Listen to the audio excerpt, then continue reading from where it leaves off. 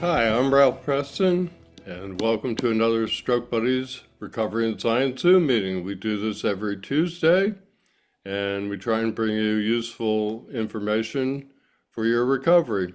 And today, we've got Dr. Jennifaye Brown, and we're going to have a little talk on women and stroke. This is something that's been on my list of to-do things because I don't think that there's enough information out there.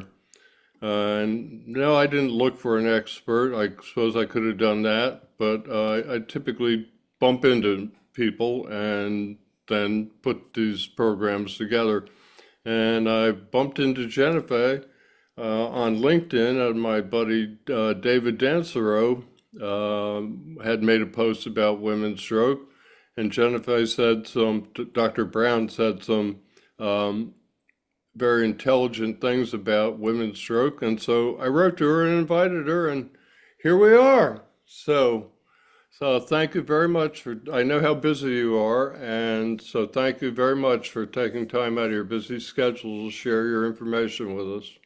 So, You are welcome, Ralph, and thank you for members of the Stroke Buddies group for having me.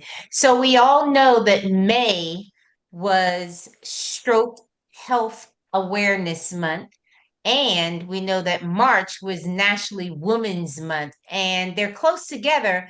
But I think what's really important as we look at disease processes, and because women have different hormones than men, we probably need to look at the outcome of the disease and predictors for the disease differently.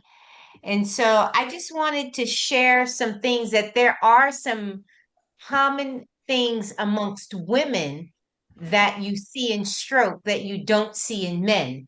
Everybody knows the be fast model. All right. So you have um, balance problems, blurry vision, your eyes, the blurry vision of your eyes, your face is drooping, you have weakness in your arm, so one will droop.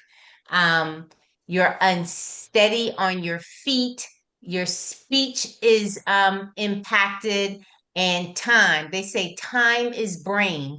All right. It costs you because that good brain tissue is dying. Well, guess what?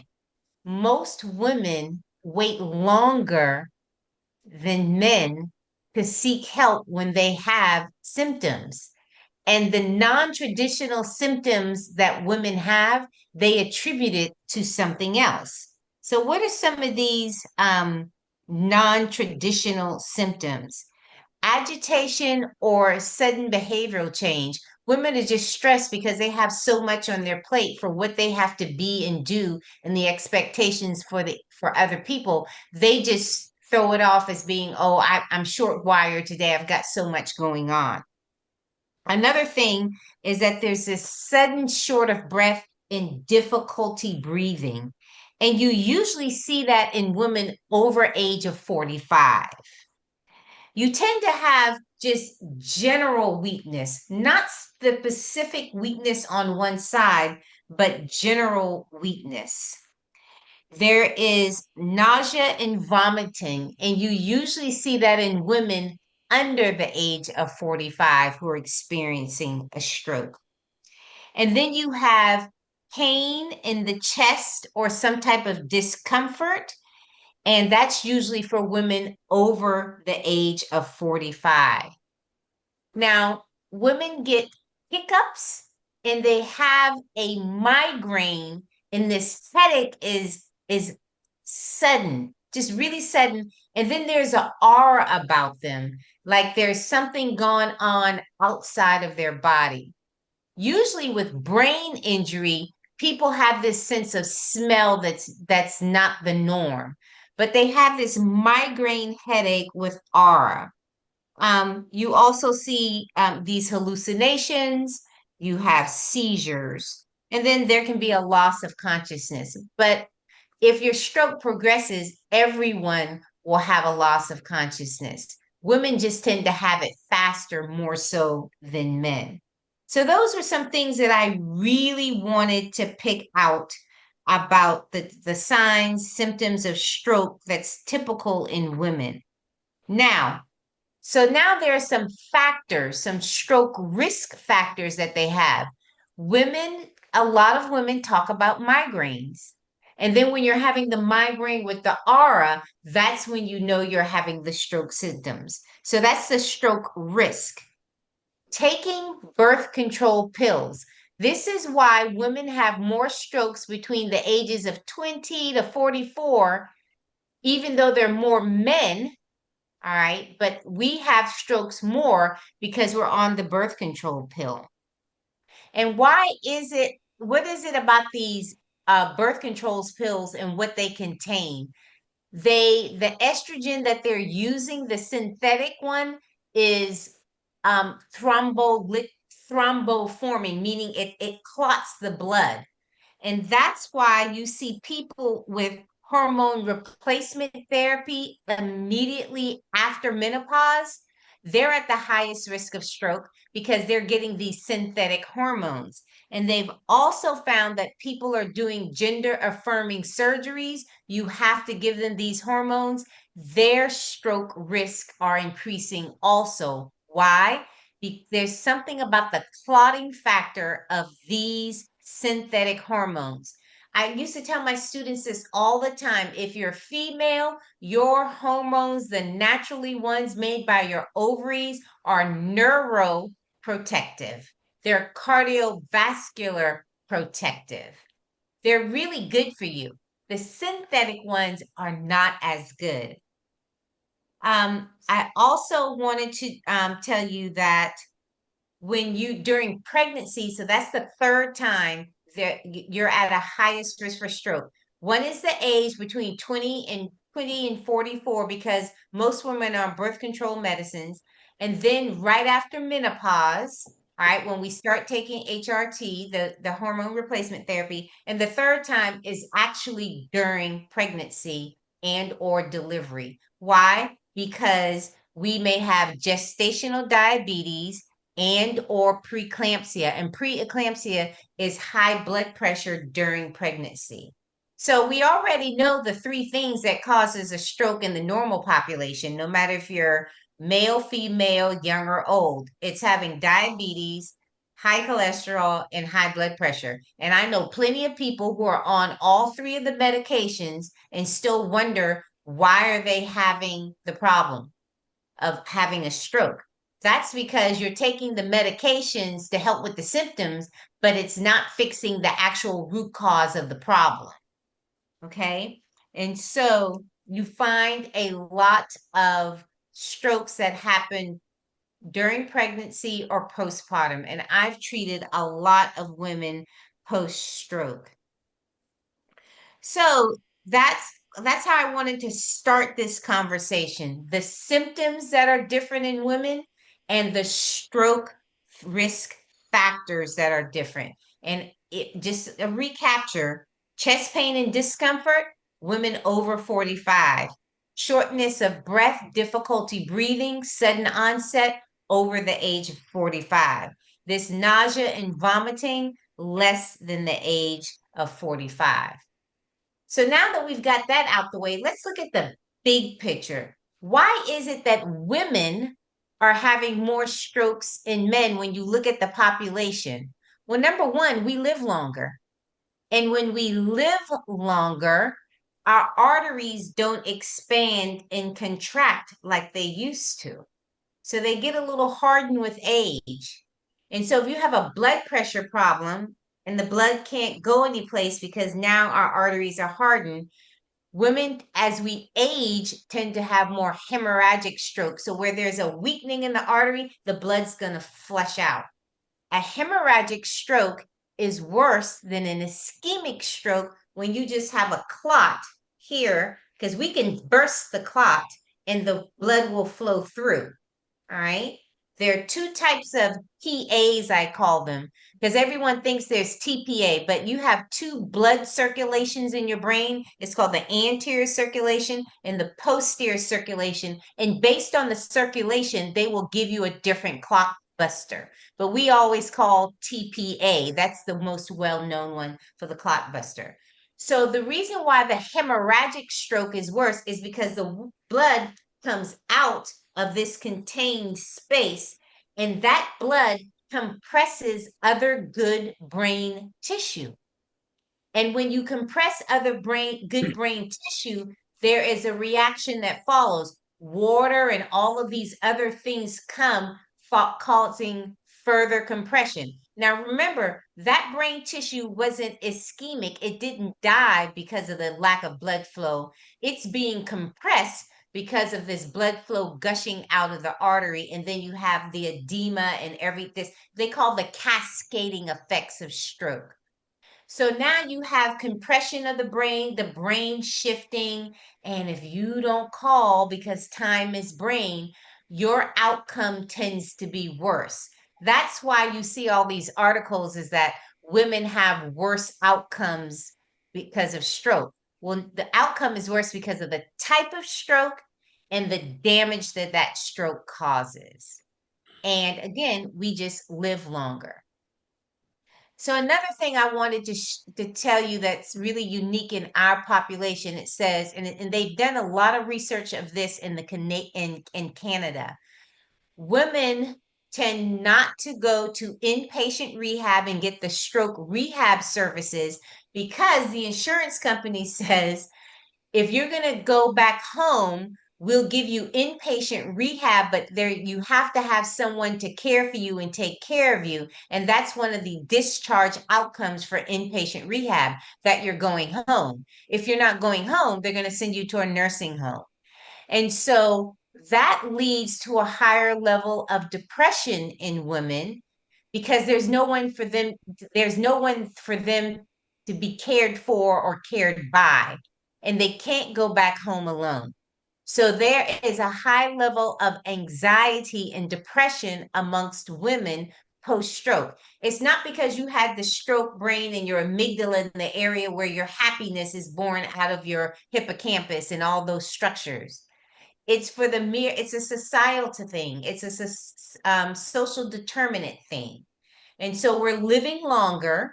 All right. We're outliving all of our peers. And so when it's time to come home with that much impairment from a stroke, you can't take care of yourself. So they don't allow you to go to inpatient rehab. You end up going to a nursing home. And chances are the nursing home is the place where you're going to stay for here on out. And I just had that happen to a sorority sister who's in her 70s, who's single, lived alone, had a home which was not universal design, handicap accessible, and she could not return home. And so I wanted to mention these things that were just important because I don't think people think of it that way. Just think, oh, well, why are women, they must not take care of themselves. Well, we all know that as we age, exercise is good, physical activity is good.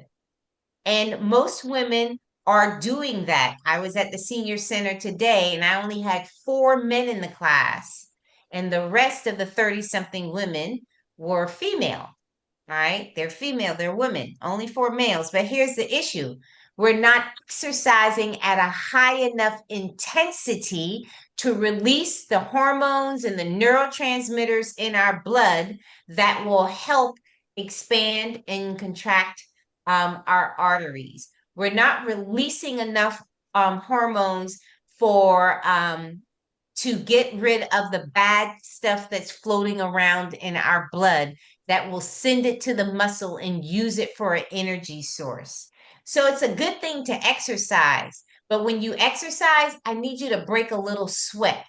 I need you to huff and puff. If you're carrying on a regular conversation, you're not working at a high enough intensity to release all the good things that you need for your body. And not only do you need to do that before the stroke, you also need to do that after the stroke. I was just reading an article today that Physical therapists will engage in exercise with their clients of low intensity because they're afraid of the cardiac risk. Okay, by the time you've had a stroke, they should have found out what caused the stroke. Were you in AFib? Did you have a blood pressure problem, a diabetes problem, or a cholesterol problem? So after they found that out, giving you your medications, if we can find a target heart rate for you, it's good to work at that target heart rate according to the CDC guidelines. Now, not only should you work at that target heart rate, you shouldn't do it alone because the research shows when you exercise with someone and engage in social engagement, intellectual stimulation, and conversation, that is a great thing. So, two things. We need to exercise at a higher intensity, excuse me, and then you need to exercise with someone. All right? And then the next thing, because I'm going to shift post-stroke for just a little bit. When you think of fitness, all right, you got to do what's good for the heart, which will also be good for the brain. And so we need to do some resistance training, all right? And we need to do balance, all right? Because when we work on our balance, we are sending information back up to the brain, sensory information. And when the brain gets that sensory information, it wants to output more motor things. So you will move more, all right? And you may have to move differently because of the where the original lesion was for the stroke.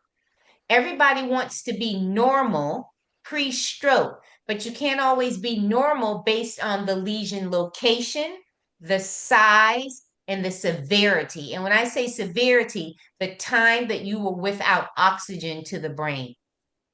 So not only do I want you to work at a little higher intensity and break a sweat, I got to make sure you're working on balance, you're working on flexibility, you're working on strengthening. All right. When you work at the high intensity, it's aerobic. All right. Everyone says, well, I've been riding the recumbent bike. I've been on the new step. I'm on the thing that goes like this. I saw that today, but my walking hasn't changed. For neuroplasticity changes in your brain to happen, it has to be task specific. If you want to walk better, you need to train in walking. If you want to ride a bicycle better, you need to train in riding a bicycle. So the last point I want to leave you with before we get back to what we need for these differences in women is that it has to be task specific. It has to be task specific. So higher intensity workout in terms of aerobic activity, I need everybody to sweat. I need some resistance training. I need flexibility and I need balance. And then I need you to do these exercises with someone else. Social engagement, intellectual stimulation. And the intellectual stimulation can be how you thread the yarn around the needle. It doesn't have to be pi squared 28754, a calculation in physics and math. It can be anything as long as you're asking the questions, getting the answers, and building upon it. Social engagement. And then whatever you do has to be task specific for you to improve upon that. Okay?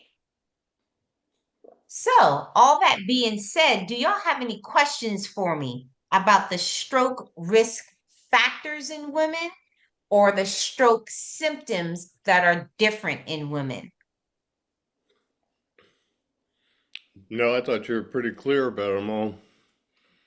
All right. So I want to dig a little deeper into some things about stroke in and of itself. And why is it that women are a target either at a younger age when they're on those pills compared to men, or right past menopause, or as we age? So now we're going to look at a social construct of women. All right.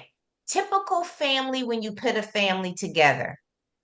The wife stayed home and took care of the kids, and the man was the breadwinner. All right. So he had the stress of work and bringing money into the home.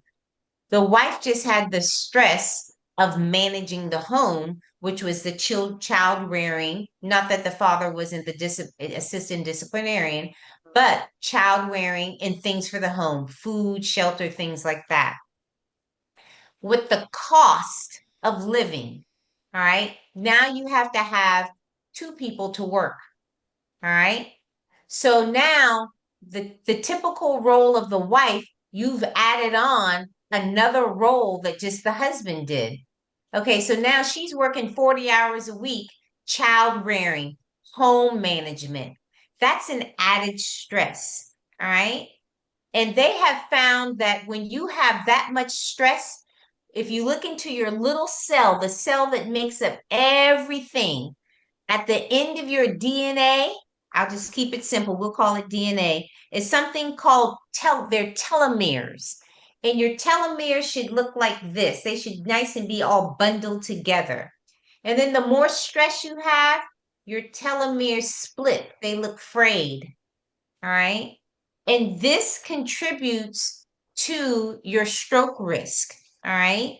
These telomeres are the caps. It's like the hat on top of your DNA on your chromosome. It's the protective end. And the more you're stressed, it senses that and it frays. This concept of stress is called weathering. All right. And what it does, it ages your cell. So not only are we living longer, but we've aged 30 or 40 years earlier than our normal age of where our lifespan is. Our cells have aged prematurely. And this telomere, where they go like this, they split, and then when they split, they shrivel. That's associated with a stroke risk from chronic stress. All right. It increases your stroke risk. All right. So when the telomere becomes shortened, it causes the cell not to divide and proliferate and make new cells. So as you age, you're not making new cells. All right. And that's what this biological aging is like. So we have the potential to change this. What are some factors that influence this telomere shortening? Not only stress, but poor diet, all right? The lack of physical activity, exposure to environmental toxins, all right? Those things right then and there can impact your telomeres. So let's start at the first one, stress, de-stress. It's okay to say no. If you can't manage, how can you manage your time, you as a person, and the task? We just have to learn how to manage. Yes, we're supposed to do everything, but the everything that you do is going to deteriorate the one thing that's most important, which is you. All right. So stress, we need to manage stress. Diet. All right. I keep hearing this. It's expensive to eat healthy. Okay. Well, it's expensive not to eat healthy because after the podcast, just go to your cupboard and pull out what you would consider your favorite foods and just read the label. How many chemicals are in the label? On the label that you can't even pronounce. So I would encourage people to eat one word food. All right. And then if you did these two things, this would help tremendously in your diet.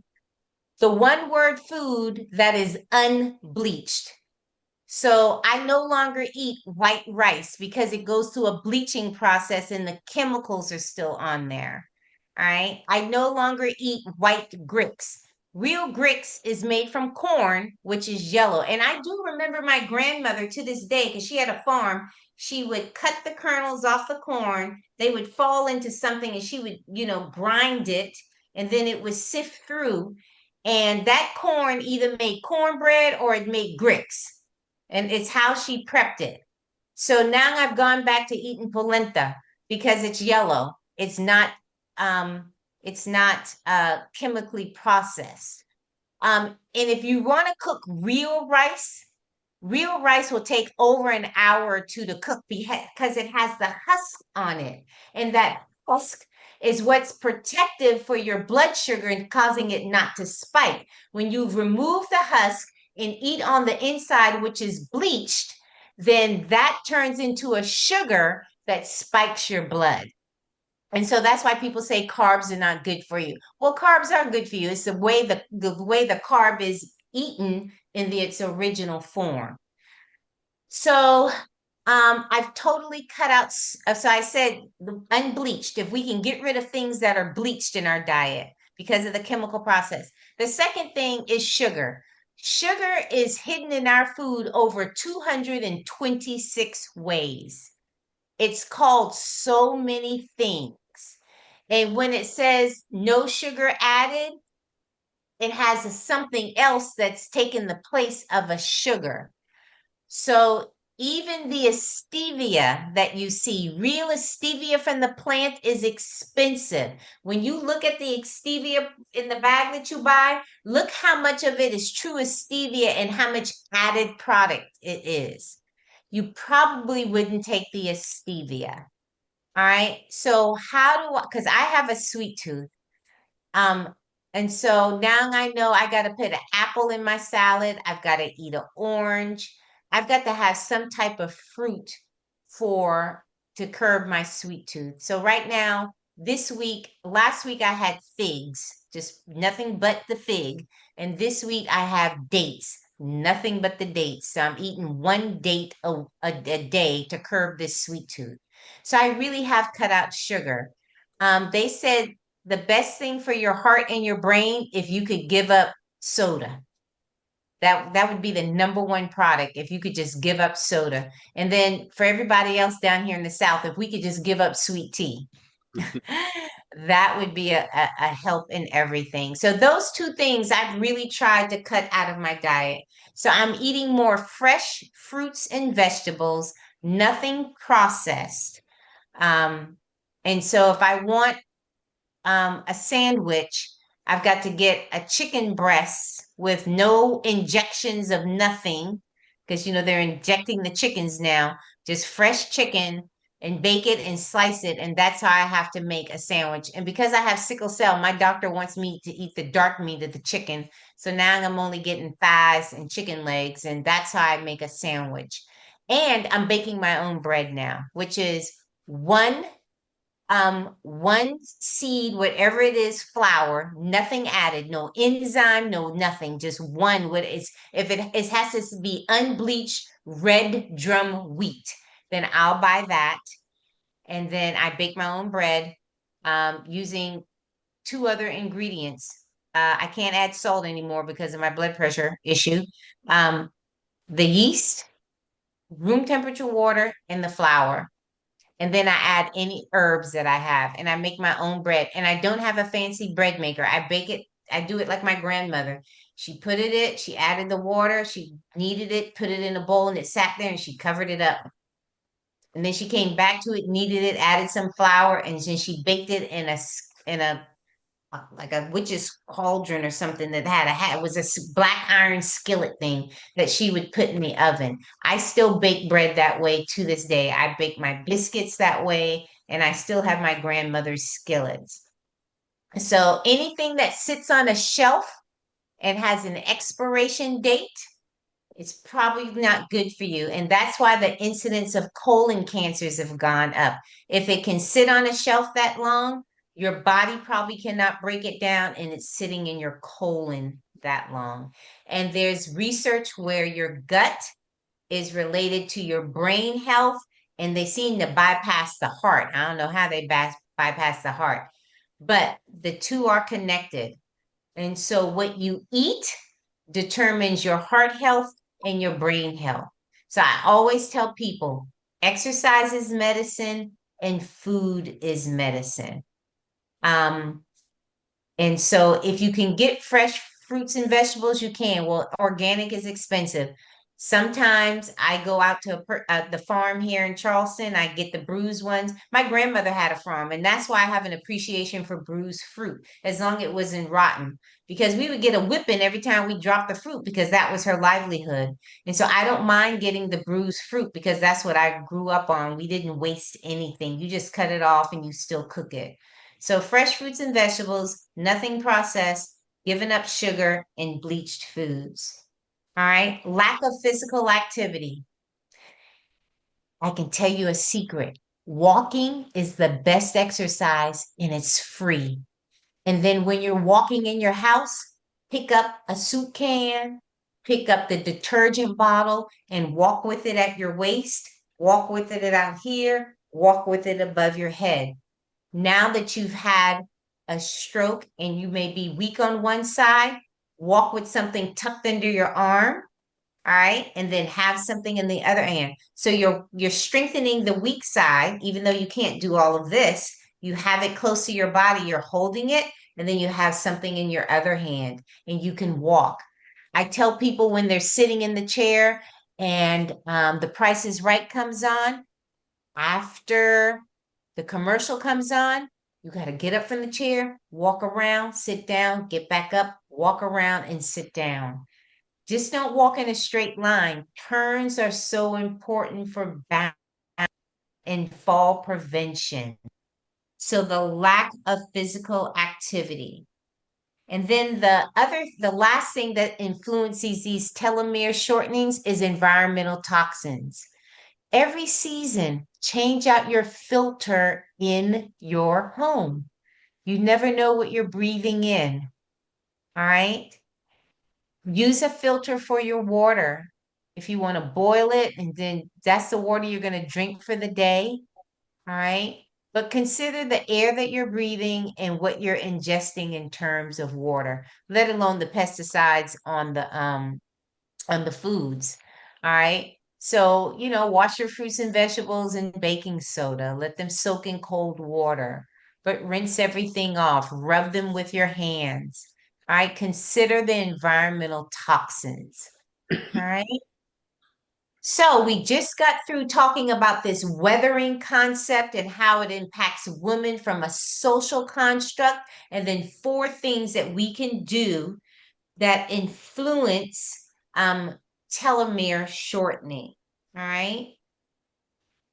Any questions? Oh, sorry if I So did it good. like this. Hi, my name is Linda, and I've had multiple strokes.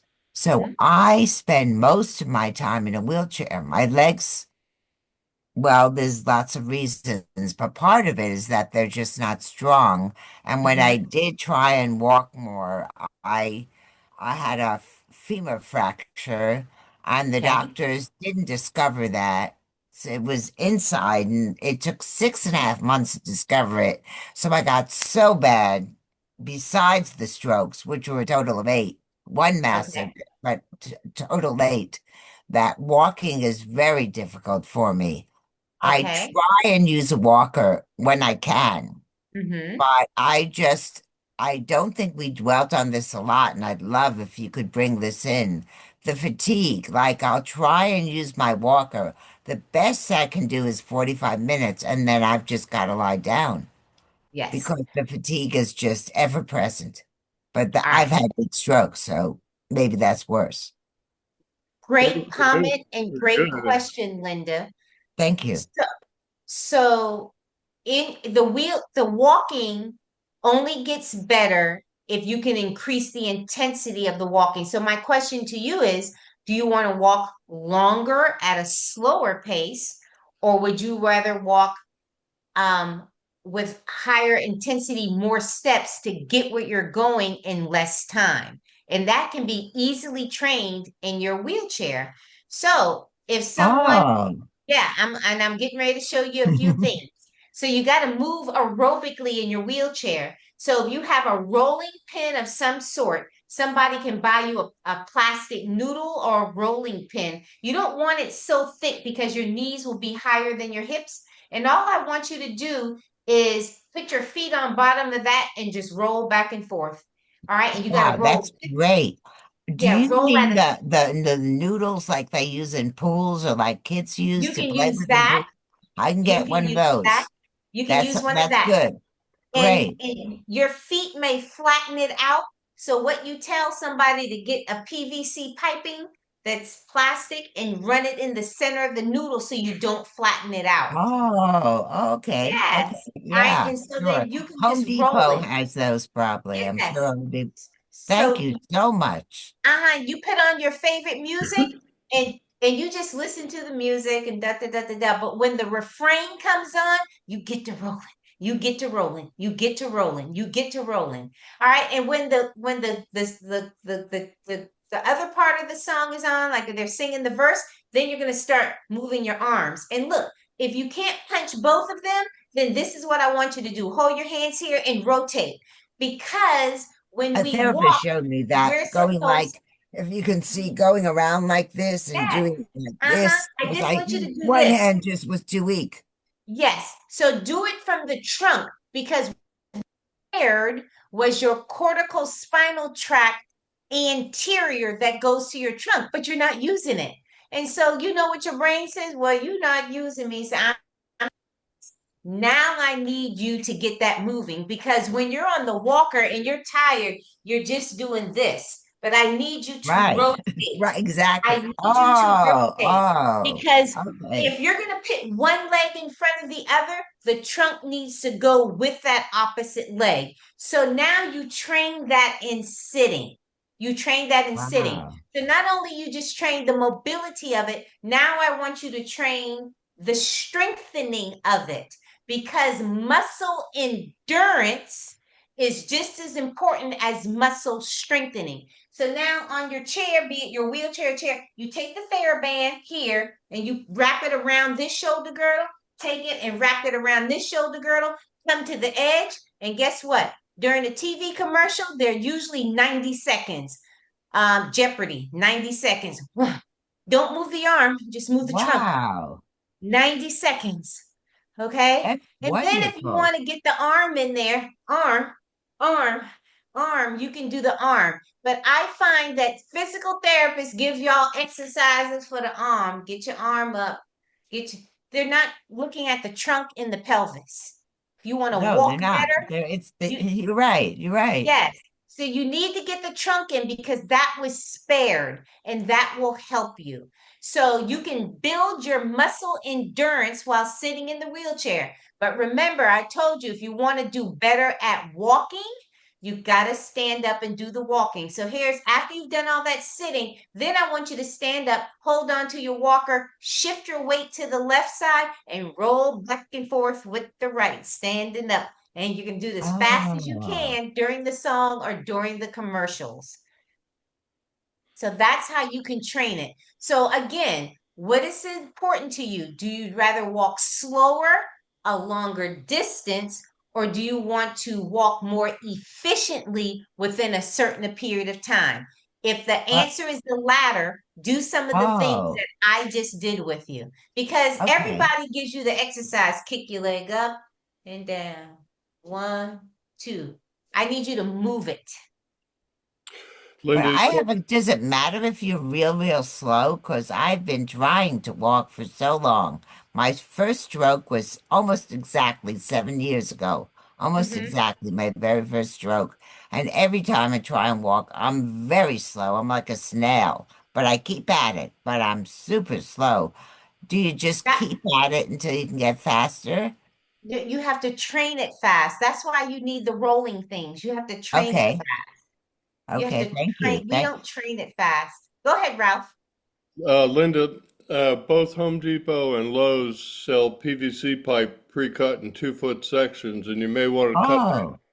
Yeah, so Okay, thank you put you. that inside the noodle. Also, a 4 or 5 foot noodle, when you roll it, the outside edges are going to get real unruly. You might want to take a noodle and cut it down to 2 feet also and put the pipe in it because your feet aren't any wider than that. Well, it's June. They're selling noodles everywhere. Yeah. I'll cut it down. I got the pipe. Thank you. Thank you.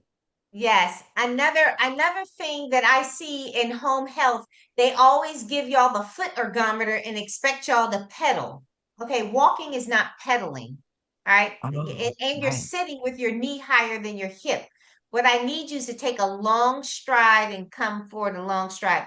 So that's why I tell people to buy an old kid skate, put your shoe on and sitting, just move the skate while you're sitting. So back and forth, and sit on the edge of the a chair or whatever you're in and scooting back and forth. And the last thing I tell people to help with their walking in a seated position, sit on a lazy Susan and rotate your pelvis. Because if you want a longer stride, a longer step, Ah. you got to get the pelvis forward. And then the last question I have for you, because I know you've been to rehab many times, and I tell all of my clients, Well, especially the not women, they Medicare kind of limits you now. I mean, they do. Medicare is like they keep saying we're not paying for it. Yes. So if you can get a tune-up once a year, and if you need Oh, you some can. language for me to help you with the writing for the tune-up once a year, make sure your physical therapist trains you to walk backwards. Oh, Walk backwards. oh. God, I remember when my kids and grandkids did that, and I thought that was so cool, but they were one, less Backwards. than one. You Thank you. gotta walk I have backwards. one other question. Is it a I'm big listening. deal if you're over 70? Because I'm 72 Uh-huh. and I've been at this since 65, 7 years. Well, just 7 years now, except for the broken femur. Does 72 make a big difference if you're older? And So there are a the lot of older people that get strokes, I know. right, the paper that I read today, they said, let's find the notes because I just was reading it here. I'm reading it for a course. Um, the slower, comfortable speeds is related to older age, but a faster, comfortable walking speed is linked to higher physical activity levels. We're not training it. So We that's need it. to You've just got to train. do it as much as you could handle. Yes. As much as, okay. How many times have y'all gone to the clinic and the therapist said we're gonna take 2 laps around the clinic? Did they time y'all how fast you were going? Did they ask you to do something while you're walking to pick up the speed? That's what's important. So the Well, the research speed shows matters. that no matter what the age is, all right, you can increase the number of steps and the number of minutes in aerobic activity. So they did 20 sessions. So if y'all go for a tune-up and Medicare covers 6 weeks, or you can either go 3 times a week or 2 times a week. So 18 sessions. If you went 2 times a week for 6 weeks, that's 12 sessions for your tune-up.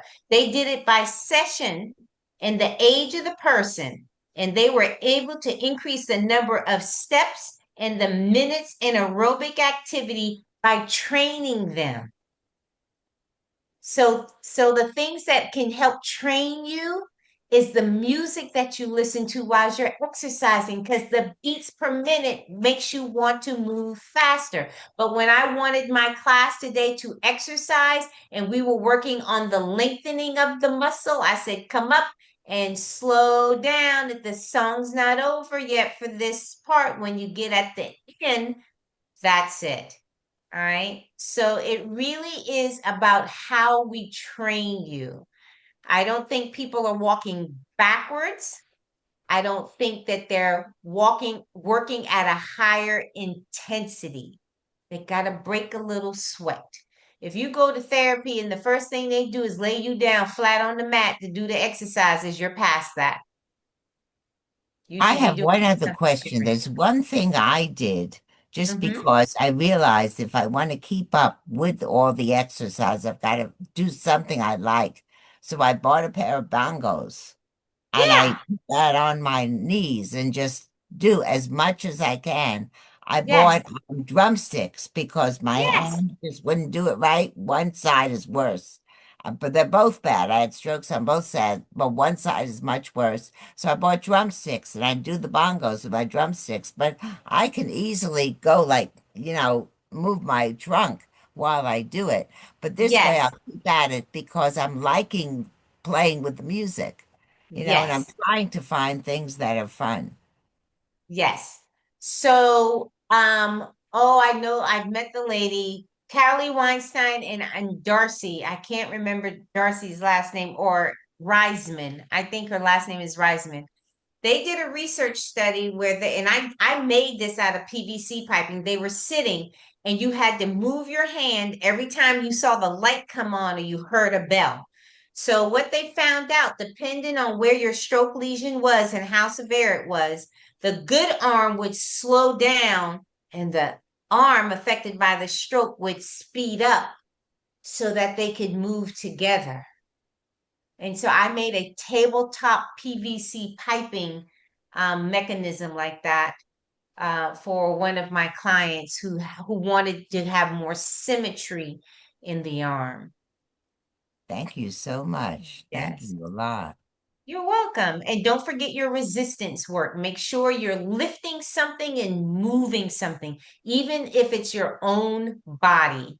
We always thrust out the chair by throwing our hips forward, but let's scoot out a chair by going side to side and moving each cheek butt forward and backwards and forwards and backwards. When you go to stand up, just take the time and do this and get to the edge and then stand up as opposed to standing up from the back of the chair. Just these little nuanced things that people don't tell you is good for you. Is it good to try? Because what happens to me is I get tired and then I don't want to like put on music and try and dance. If you can like surround yourself or you can grab onto something if you need that, because Yes. but So try. again, you start off in increments. Can you do it really well for 30 seconds? And then I you do never it could really dance really well, well. but you have to move and move Right, at but that I do. I intensity. move and no one Right. sees, so I'm okay. So if you look at the stroke research, there are four major areas: aerobic, and it says muscle strengthening and endurance. So why do 10 reps of an exercise if by the time you get to the seventh one, it looks sloppy? You only have endurance for 7. You want endurance for 10. That's why I don't increase the weight. I do the exercise biceps in this position, biceps in this position, and then biceps in this position. Notice my arm is getting further and further away from my body. I can 7 see that, pounds yeah. here is easier than 7 pounds here. But 7 pounds here is functional because this is what your arm looks like when you pull back the door and you have to go through it. What is it that you do here with 7 pounds in a barbell weight? You eat here. You don't, Right, and right. we teach you to do the exercise here, but we don't teach you to do the exercise with the function here. Can you use light barbells? Like I have threes. That's all I can really handle for a lot of reps. I Does that tell do people anything, or am I wasting my time with three weights, with three no, pound it barbells? you do the weight within the available range that you have. But I'd rather you find something that weighs 3 pounds in your house that's functional to lift. Okay, thank you so much. You're terrific. Yes. Start with soup cans. Soup You cans, can do it. take an empty 16-ounce Coca-Cola bottle and fill it up with sand, fill it up with marbles.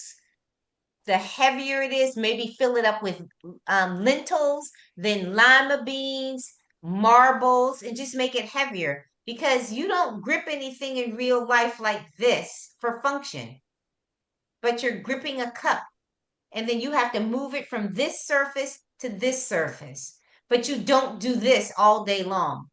So I'm trying to train people. If I just wanted to isolate the biceps muscle here, that's fine. But if I want to train the biceps muscle for function, I need the shoulder up like this, and I need to be doing this. How Because that's high, how you eat. ideally? I mean, what you're doing now, is that the height we should achieve while we're doing like really high up? We want a high height. Okay, Yes, thank you because so that's much. how you eat.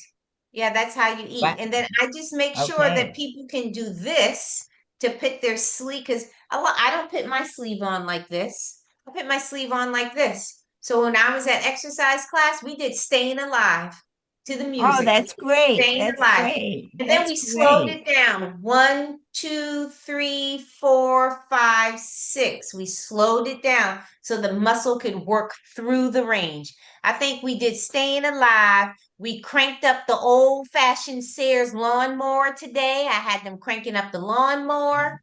We did quite Wow. a few things today. Functional. I wish there were clones of you in every state. I wish there were. Thank you. I see a lot of smiles on the Zoom camera. Does anyone have any questions or comments or more questions about how stroke risk or stroke symptoms impact women? Yes, I do. I Okay. wanted to know about hiccups and stroke. So the hiccups came, and when I tried to look into this, that was because of the breathing and the air going down the wrong pipe and causing a reaction. And they didn't say much more than that for the hiccups. It's just that when you have women and you ask them, what did you notice anything else different about you when you were having the stroke? And it was the hiccups. It has hiccups listed. And it didn't go into much detail. But you can sit there doing absolutely nothing and then the hiccup will come. And the hiccup becomes because there's a disruption in the airflow and it triggers something else. And that could be a cranial nerve involvement. For swallowing, your gag reflex, your vagus nerve goes to your heart. All right. It also goes to your colon. That's why there's nausea and vomiting. So you got to think about the relationship of the cranial nerves and where they go to the body and why these women are having such strange stroke symptoms. So your vagus nerve is a cranial nerve and it goes not only to your heart, to your gut. Your phrenic nerve is with your diaphragm that helps with your breathing. Okay. Yes. All right. Thank you. You're welcome. And if I find any more added information, I will, but I have about 30 pages worth of notes. And I saw the hiccups, but it didn't go into it deep. What I found was really interesting when they went into these synthetic hormones that people are taking and why it increased stroke risk because of their clotting factor. They cause the blood to clot. And you Wow. don't want to throw an embolus. Another interesting note is, and y'all, I know y'all see all these drugs on TV, but women are diagnosed more with atrial fib than men, and we're diagnosed as we age more after menopause. It just goes to show you how important that our hormones are to protect our heart, our cardiovascular system. People get some stroke survivors get the hiccups after they've had the stroke. Hmm? As you know, I run a bunch of Facebook groups and I read hundreds of posts and thousands of comments. And there have been people reporting that they had hiccups for 3 months, Wow. 2 weeks, or off and Mm-hmm. on for hours and hours at a time. Anyway, just That's interesting to know. yeah, And I why? don't quite know why, but Yes. people will report that. And I saw an atypical diagnosis of GERD, a symptoms. People have GERD. All right. Yeah. So again, I think if you're living in a community, Please get social support. I love this article that Holly posted from her gynecologist about women in stroke. Check your hormone levels, check your vitamin levels, vitamin B12, magnesium, and potassium as you age. All right. When you go for your annual blood work, check those vitamin levels, B12, magnesium, and potassium. All right. Make sure your minerals, you're getting your natural minerals through your diet. All right. Is there anything else y'all wanted to talk about? Wait, is there a certain level that should be all these vitamins? It depends on other medications that you take. So you need to look at the big picture. It depends on how your kidney function is. So look at the whole picture. So check your medications list, because sometimes your medicines deplete. Because if you take a diuretic for your blood pressure that makes you urinate a lot, it can deplete your system. So check your medications. But when it was looking for gender specific risk factors, they say the three most important is B12, magnesium, and potassium. You know, potassium is important for cellular function and nerve conductions and things like that. Sodium and potassium. Magnesium helps with absorbing a lot of things and Yes. also in a lot of body chemical Right. functioning. If I was going to add a fourth one, I think I'm not a doctor, I'd add vitamin D. Yes, because D along with C in the absorption and how B12 works, all of that is important. And the reason why your opinion that's so important, you're not exercising and moving your muscles, you're not putting tension on the bone, and then your bone becomes porous. So you may need to add supplements to help with the density of the bone if you're not exercising, because every time you pull a muscle on your bone, it creates tension and the bone at that point gets stronger. That's why I tell people flexibility is so important. So if you have to move your muscle, you just don't snap the bone. The muscle lengthens, but still applies tension through the bone at the tendinous joint, where the tendon where it attaches to the bone. Let's see.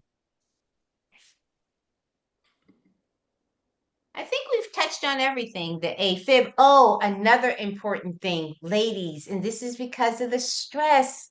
7 to 8 hours worth of sleep, and deep sleep, good sleep, not waking up through the night in light sleep, good sleep. Like when you wake up in the morning, you're refreshed.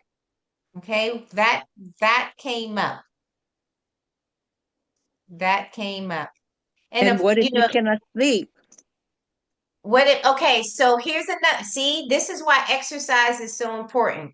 When you took all the people who engaged in high intensity exercise, whether they were stroke or non-stroke, post-stroke, they all slept better.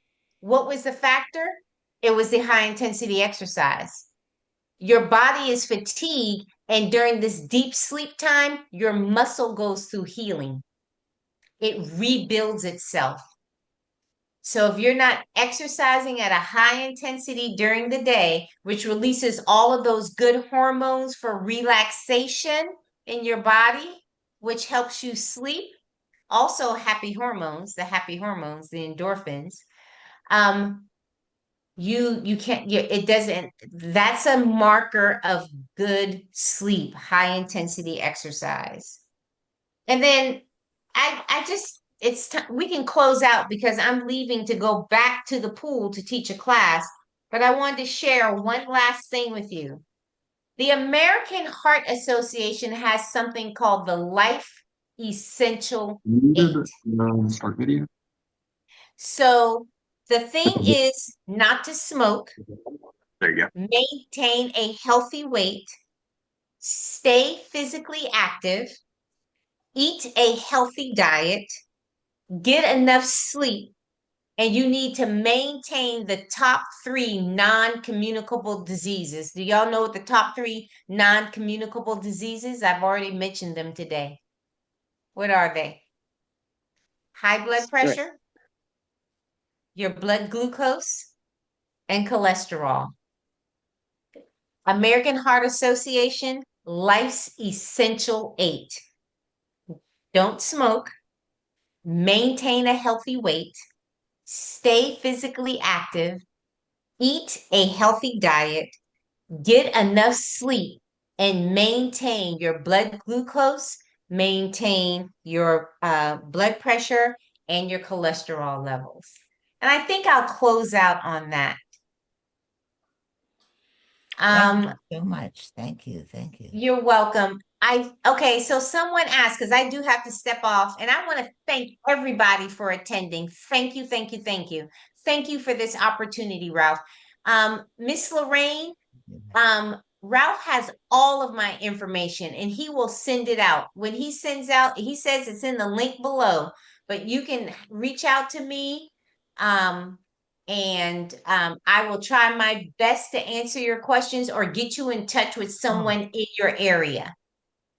I have one quick question. Is water exercise good for people who've had a lot of stroke issues? Yes. You know why? Because it gets rid of gravity. And so people who cannot walk on land, they can walk in the pool. And guess where I'm getting ready to go? I'm getting ready to go to, I think it's the only pool in Charleston that has a ramped access so that you can hold onto the bar and walk down into the pool. It has a stair access and it has a chair access. And that's where I'm going tonight to teach water aerobics. That's It's wonderful. the best therapy out there, Linda, as far as I'm concerned. I've taken 8 people to do pool therapy and I've watched it translate to the land. And you can't get hurt unless you hit the side of the pool. Exactly. And everybody floats. Everybody floats. What about the ocean? Well, for me, it would be the Pacific. Well, But I spent I'm most of my life in Hawaii, so ocean is like second nature. So I'm in different. Charleston and I've had people whose goals were to run in the beach, but if I had to have my own private practice, I would get a sandbox and have them walk in a sandbox that has a bottom that's tilted and then have jet sprays in there so that they can learn how to walk with the tide and the water moving out. Again, remember what we said, it has to be task specific. So if you want to walk at the beach, you got to train to walk at the beach. But every PT practice that I went to in Charleston, outpatient, none of them had a sandbox. And we're in Charleston. Everybody wants to go to the beach. Of course. Okay. The waves are a lot bigger on the Pacific, and I also live in South Carolina, and I walked in the sand. I also walked in the shallows because they're real uneven and the waves hitting you. I used first 15, 20 feet of the ocean for balance training after my stroke. And again, if you fall over and you're in water up to your knees, you're not going to get hurt. Plus, you never know what's going to happen to you in terms of the unevenness of the sand and the waves hitting you. Anyway, thank you, Genevieve, and for everybody out there. Thank you, Genevieve. Thank you. Aloha, aloha. Thank you. I'll put all of her contact information in the description underneath the video. Thank you so much. Thank you, Ralph.